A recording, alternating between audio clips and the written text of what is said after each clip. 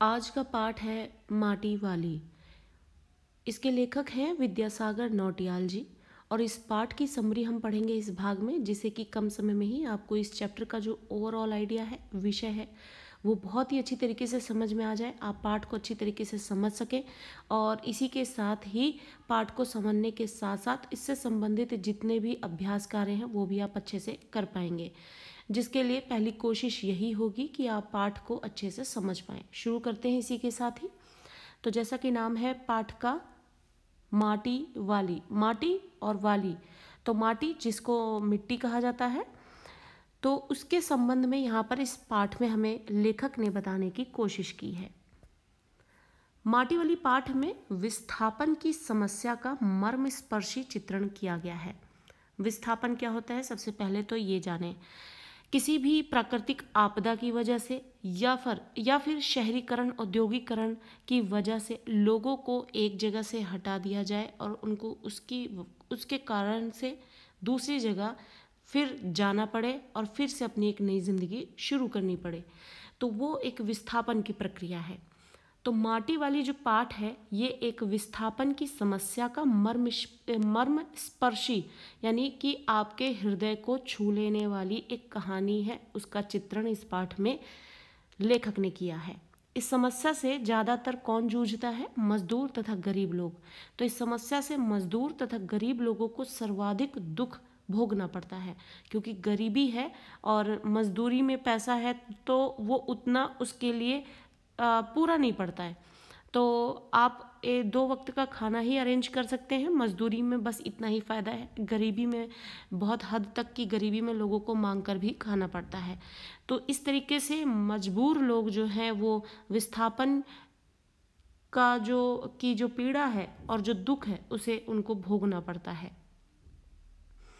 टिहरी शहर है, उसमें एक बूढ़ी स्त्री थी। टिहरी शहर की बात हो रही है ये, और वहाँ पर एक बूढ़ी स्त्री थी जिसे लोग माटी वाली कहते थे। तो ये पाठ जो है उसी बूढ़ी स्त्री के विषय में है जिसको लोग माटी वाली कहते थे, और वो टिहरी शहर में रहती थी। वह घर घर लाल मिट्टी पहुँचाने का कार्य करती थी। आप सभी जानते हैं कि आप अपने ज्योग्राफी में बहुत बार पढ़ चुके होंगे, मिट्टी के कई प्रकार हैं और कई तरह की मिट्टी जो है हम देख सकते हैं, और हर मिट्टी की अपने अपने गुण हैं और उसके गुणों के अनुसार जो है उसका प्रयोग किया जाता है। तो जो टिहरी में रहने वाली बूढ़ी स्त्री थी जिसे लोग माटी वाली कहते थे, जिसका इस पाठ में लेखक ने मर्मस्पर्शी चित्रण किया है, वो घर घर लाल मिट्टी पहुंचाने का काम करती थी। इस मिट्टी से घरों के चूल्हा चौका लीपने का काम किया जाता था, और जब वो लोगों के घर में मिट्टी पहुंचाने का काम करती थी तो वही उसका एक जरिया था, एकमात्र जरिया कमाने का था। और उस मिट्टी से लोग जो है अपने घरों के चूल्हा और चौका जो है, आप सभी जानते हैं चूल्हा जो है मिट्टी का ही बना होता है। जिस तरीके से हम अपने गैस स्टोव को साफ करने के लिए साफ पानी, सर्फ साबुन और पता नहीं कहाँ कितने प्रकार के लिक्विड यूज़ करते हैं जिससे कि वो साफ हो, चमक जाए, वैसे ही मिट्टी के चूल्हे को चमकाने के लिए उसी तरीके की मिट्टी जो उसको चमका सके, जो कि लाल मिट्टी थी, उसका लोग प्रयोग करते थे। इसकी ज़रूरत जो है प्रत्येक घर में थी। ऑब्वियस सी बात है, जब जिस वक्त की बात हो रही है उस वक्त पे ज़्यादातर घरों में लोगों के चूल्हा जला करता था, और चूल्हा लीपने के लिए, साफ़ रखने के लिए जो है सभी को लाल मिट्टी की ज़रूरत थी, क्योंकि हर कोई अपना चूल्हा साफ़ करके ही खाना बनाएगा। माटी वाली घर से दूर जाकर माटा खान में मिट्टी खोदती, फिर उसे कंटर यानी कि कनस्तर में भरती, और फिर शहर में यह मिट्टी घर घर बांटती। तो ऑब्वियस सी बात है, मिट्टी एक जगह से वो लाएगी और उसके बाद वो कनस्तर में या फिर उसके पास जो भी सोर्सेज होंगे उसमें वो एकत्रित करेगी, भरेगी, जिसको वो उठा सके, ले जा सके शहर तक, और घर घर वो उस मिट्टी को बेच सके। यही उसकी आजीविका का साधन था। आजीविका यानी कमाई का साधन था। घर घर में मिट्टी पहुंचाने के कारण उसे माटी वाली कहा जाता था। हम कई बार देखते हैं कि कई लोगों को उनके काम से, पेशे से जो है लोग जानने लगते हैं, उनका वही नाम ही हो जाता है। वह हंसमुख थी, इसलिए लोग भी उससे खुश रहते थे। माटी वाली जो है व्यवहार से अपने बहुत ही हंसमुख स्त्री थी और दिलखुश स्त्री थी, इसलिए लोग उससे खुश भी रहा करते थे। माटी वाली का जो पति है वो बूढ़ा था और अशक्त था, यानी अब कमज़ोर था और बूढ़ा था माटी वाली का पति। वह बीमार रहता था। माटी वाली जिन घरों में मिट्टी देती थी उन घरों की महिलाएं जो है उसकी हालत देख उसे 1-2 रोटी और कभी कभार चाय भी दे देती थी। और इस तरीके से माटी वाली जो कि जिसका पति जो है बूढ़ा था और अब इतनी हिम्मत उसमें नहीं थी कि वो कमा खिला सके, तो माटी वाली जो है माटी घर घर बेच कर जो है अब वो अपनी कमाई करती है जिससे उसका घर चलता है। और उसके हालातों को देखकर कई घरों की स्त्रियां जो हैं उसे रोटियां और कभी कभार चाय भी दे देती थी। इनमें से 1-2 रोटियां वो अपने पति के लिए भी बचा लेती थी। एक दिन माटी वाली को किसी के घर में 2 रोटियां और साग के नाम पर पीतल के बड़े गिलास में चाय मिली। उसने एक रोटी कपड़े में लपेटा तथा दूसरी खुद चाय के साथ गले में उतार गई मतलब कि उसे रोटी खाया चाय के साथ। माटी वाली ने घर की मालकिन से पीतल के गिलास को देखकर कहा, पुरानी चीजें बहुत कम लोगों के पास रह गई हैं। इस पर मालकिन ने कहा, ये पुरखों की जुटाई चीजें हैं जिनमें पुरखों ने पता नहीं किस किस तरह से पैसे बचाकर खरीदे थे। अब लोग इनकी कदर नहीं करते हैं। हम सभी जानते हैं इन सब चीज़ों के विषय में कि आजकल फैंसी चीज़ें जो है बहुत ज़्यादा लोग पसंद करते हैं। पुरानी चीज़ों की वैल्यू और उन्हें संजो के रखने वाला जो व्यवहार है वो धीरे धीरे कम होता जा रहा है। ऐसे ही पीतल के बर्तन में गिलास में चाय पाने पर माटी वाली भी यही बात बोलती है कि पुरानी चीज़ें अब बहुत कम लोगों के पास ही देखने को मिलती हैं। मालकिन बताती है कि ये पुरखों की दी हुई चीज़ है उनके पास और पुरखों ने ना जाने किस तरह से पैसे बचा बचा कर ये चीज़ें जुटाई थी और खरीदी थी, लेकिन लोग जो है आज इसकी कदर नहीं जानते हैं। इधर टिहरी में कुछ समय से चर्चा थी। अब इस तरफ जो है टिहरी में एक चर्चा जो है ये भी चल रही है कि सरकार जो है शहर को खाली कराना चाहती है। टिहरी में ये बात फैल चुकी है कि सरकार जो है शहर को खाली करवाना चाहती है। लोग शहर छोड़कर जाने की तैयारी में भी हैं। माटी वाली की समस्या है कि वह इस उम्र में शहर छोड़कर कहाँ जाएगी। अब आप शुरू से ही इस पाठ में पढ़ते आ रहे हैं कि माटी वाली की क्या स्थिति है, उसके पति की क्या स्थिति है, उसकी कमाई का जरिया क्या है और किस तरीके से वो रहती है, किस तरीके से जीवन काट रही है। ऐसी स्थिति में जो कमज़ोर गरीब मजदूर वर्ग है वो कितनी समस्याओं को झेलता है। यही समस्या अब आके माटी वाली के सामने खड़ी हो गई है। अब वो सोचती है कि इस उम्र में वो शहर छोड़कर जाएगी कहाँ। जो ज़मीन जायदाद के मालिक हैं वे तो कहीं ना कहीं ठिकाने पर जाएंगे, पर उसका क्या होगा। उसकी तरफ कोई देखने वाला भी नहीं है। अगर सरकार ने जो है जगह खाली करने के लिए कही है तो ज़मीन जायदाद वाले जो है अपनी एक ज़मीन को इधर सेल करेंगे, दूसरी जगह उस पैसे से ही अपने लिए रहने का बंदोबस्त कर लेंगे।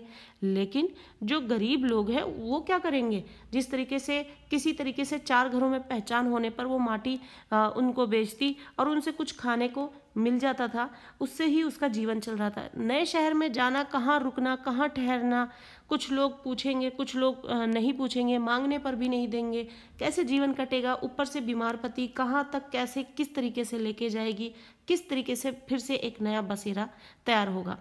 उसकी तरफ कोई देखने वाला भी नहीं है, यानी कि उसका हाथ बटाने वाला, उसकी मदद करने वाला भी कोई नहीं है। उस दिन माटी वाली को 2-3 घरों में माटी देने के बाद 3 रोटियां मिल गई जिन्हें वह बांधकर घर ले जा रही थी। वह सोच रही थी कि आज 1 पाव प्याज खरीदकर उसे कूट कर रोटी के साथ अपनी पति को देगी। घर पहुंचने पर उसकी आहट से जब बुढ़े ने उसकी ओर ना देखा तो वह चौंक गई। पास जाकर छूकर देखा तो पता चला कि बुढ़ा मर चुका था। और इस तरीके से एक समस्या उस माटी वाली के सामने तो आज खड़ी ही थी कि शहर में ये चर्चा फैल गई है कि सरकार जो है शहर को खाली कराना चाहती है। तो उसके सामने समस्या ये थी कि वो अब इस उम्र में और बेसहारा स्थिति में जो है कैसे जाएगी, दूसरी जगह बसेरा नया तैयार करेगी। वहीं एक तरफ घर में जो है किसी घर से 3 रोटियां मिलने पर वो उनको साथ में ले जाती है और बहुत खुशी से ये सोचती है कि 1 पाव प्याज लेकर उसे कूट कर वो रोटी के साथ खाने के लिए देगी अपने पति को, जिससे कि आज उसे खाने में कुछ स्वाद मिलेगा, कुछ खाने के लिए बेहतरीन मिलेगा। लेकिन रोजाना की तरह माटी वाली के घर पहुंचने पर जब बुढ़ा यानी उसका पति जो है उसे उसकी ओर देखता था, आज वो ना होने पर वो चौंक जाती है। पास जाती है, छूकर देखती है तो पता लगता है कि जो उसका पति है अब वो नहीं रहा। टिहरी बांध के कारण विस्थापित होने वाले लोगों के साथ वह भी पुनर्वास अधिकारी के पास पहुंचती है। साहब ने उससे घर का कागज दिखाने को कहा। उसके पास ऐसा कोई कागज नहीं था। आजीवन माटा खान से मिट्टी खोदकर बेचने वाली के पास घर का प्रमाण पत्र कहाँ से होता। माटा खान भी उसके नाम नहीं था। ऐसे में उसे सरकारी सहायता कैसे मिलती? अब इस स्थिति में वो सरकारी सहायता कैसे प्राप्त करती? एक तरफ तो उसका पति नहीं रहा, दूसरी तरफ सरकार जो है उस जगह से हटा रही है, और तीसरी बात ये कि सरकारी फायदे भी उन्हीं को मिल रही है जिनके पास पहले से कुछ होगा। और जो माटी वाली है उसके पास तो उसका माटा खान भी नहीं है जिसके जरिए से वो कमाती खाती थी। कुछ समय बाद टिहरी बांध की 2 सुरंगों को बंद कर दिया गया। टिहरी शहर में पानी भरने लगा और पूरे शहर में भगदड़ मच गई। लोग अपने अपने घर छोड़कर भाग रहे थे। निचली जमीन पर बने शमशान डूबते जा रहे थे। मानसिक रूप से विक्षिप्त माटी वाली आने जाने वाले हर व्यक्ति से एक ही बात कहती थी, गरीब आदमी का शमशान नहीं उजड़ना चाहिए। यानी जो गरीब आदमी है वो किसी तरीके से अपना जीवन जहाँ चला रहा है उसके लिए वहीं मरना, वहीं जीना, वही सब कुछ है। और इस तरीके से अपनी मानसिक स्थिति खो देने के बाद, क्यों खो दी मानसिक स्थिति? एक तरफ तो उसका पति नहीं रहा, दूसरी उसकी स्थिति इतनी अच्छी नहीं थी, तीसरी बात सरकार जो है जगह छोड़ने को कह रही है, और ना तो उसके पास कुछ ऐसा है, ना आसपास उसके कुछ जानने वाले हैं, मददगार है, कोई भी नहीं है, बिल्कुल बेसहारा है। ऐसे में किसी भी व्यक्ति का अपना मानसिक रूप से विक्षिप्त हो जाना, यानी मानसिक रूप जो है उसका मानसिक रूप से तंदुरुस्त ना रह जाना, कोई बिल्कुल भी आम बात, बिल्कुल भी नई बात नहीं है। कोई भी अपने मानसिक रूप से जो है वो पीड़ित होता हुआ दिखेगा जरूर। और इस तरीके से मानसिक रूप से विक्षिप्त होकर माटी वाली जो है हर एक व्यक्ति से, आने जाने वाले व्यक्ति से, क्योंकि बहुत सारे लोग होते हैं जो जिस जमीन पर रहते हैं उनकी स्थिति अच्छी होने के बाद भी उनका दिल वहाँ पे लगा होने की वजह से वो उसको बहुत ज़्यादा बुरी स्थिति आने तक के इंतज़ार में बैठे रहते हैं। वो इतनी आसानी से अपनी ज़मीन नहीं छोड़ना चाहते हैं। अब जब टिहरी शहर में दोनों तरफ से पानी भरता है तो जो लोग रह गए हैं वो इधर उधर भागने लग जाते हैं, भगदड़ मच जाती है। और इस तरीके से जो माटी वाली है वो तो बिल्कुल ही बेसहारा है, और इस तरीके से अपनी मानसिक स्थिति खो देने के कारण वो हर एक आने जाने वाले व्यक्ति से ही कहती है कि गरीब आदमी का शमशान नहीं उजड़ना चाहिए। और इस तरीके से ये पाठ था माटी वाली, जिसके विषय में लेखक ने बहुत ही मर्मस्पर्शी चर्चा की है, दिल छू लेने वाली, गरीबों की, मजदूरों की और बेसहारा लोगों की, जिनके पास किसी भी तरीके का कोई सहारा नहीं होता। वो अपना जीवन भी जो है किसी तरीके से चला रहे होते हैं, उनकी आजीविका भी जो है बहुत ही ज़्यादा ऐसी स्थिति में होती है कि कब है कब नहीं है। और उनके साथ जब ऐसे वाक़ये होते हैं कि सरकार भी बोलती है कि शहर छोड़ना पड़ेगा तुम्हें, अब खाली करना पड़ेगा, तो उसमें उनके लिए वो और भी ज़्यादा बुरी स्थिति हो जाती है। आई होप कि चैप्टर की जो समरी है आपको चैप्टर को समझाने में बहुत हेल्प कर रही होगी, और वीडियो ने अगर आपको हेल्प किया है तो ज़रूर इसे लाइक करें, शेयर करें और अपने दोस्तों से ज़रूर इसे ज़्यादा से ज़्यादा साझा करें, जिससे कि उनकी भी मदद हो सके और वो भी पाठ को अच्छी तरीके से समझ सके। और चैनल के साथ ऐसे ही बने रहें जिससे कि आपको यूज़फुल कंटेंट यूँ ही प्रोवाइड होता रहे। Thank you.